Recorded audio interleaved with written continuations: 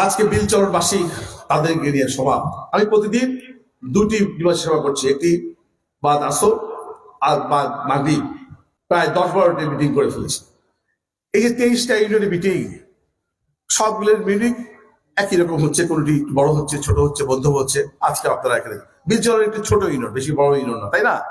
যে কয়টি ইউনিয়ন রয়েছে তার মধ্যে ছোট একটি ইউনিয়ন বিলচর। এই বিলচর ইউনিয়নের আজকে মিটিং একটু আলাদা ধরনের মিটিং। এখানে আমার অনুভূতি জড়িত। প্রিয় ভাইরা, আজ থেকে 7 মাস আগে যখন আমি আপনাদের এলাকায় এসেছিলাম, আমি প্রথমে চিন্তা করলাম এখানে তো বাড়ি ঘর নেই, কোথাও বাড়ি নেওয়া যায়। কিছু কয়েকদিন ঘুরলাম, ঘুরে দেখে মনে হলো এই চাটমোহরের বিলচর ইউনিয়নের এই গ্রামটি হয়তো আমার জন্য সবচেয়ে ভালো হবে। এখানে এসে উঠে পড়েছি, আপনাদের প্রতিবেশী হয়ে গেছে। এই গত শীতের মধ্যে আপনার খেয়াল আছে কিনা, এই বছরবাসী আমি প্রায় পরপর 4-5 দিন ভোরে উঠে একেবারে ভোরে আমি রাত 2-3টের সময় কিন্তু ঘুমাতে যাই, আমার দেরি হয়ে যায় রাজনৈতিক কারণে। আমি 4 থেকে 5 দিন সকালে ভোরে উঠে শীতের শাকসবজির বীজ দিয়ে প্রায় কয়েক হাজার মানুষের বাসায় কিন্তু আমি গিয়েছি।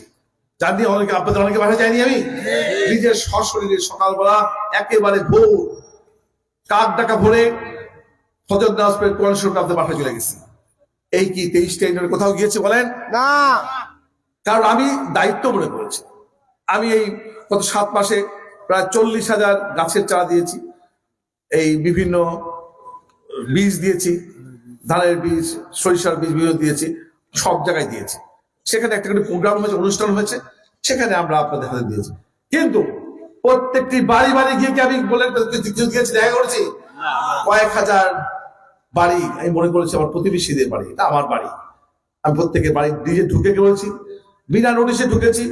আপনারা আমাকে আপ্যায়ন করেছেন, আমি করেছি, তাই না? কারণ কি? প্রতিবেশী। আজকে প্রতিবেশীদের নিয়ে আজকে আমার এই সভা, এটা আলাদাভাবে খেয়াল করতে হবে।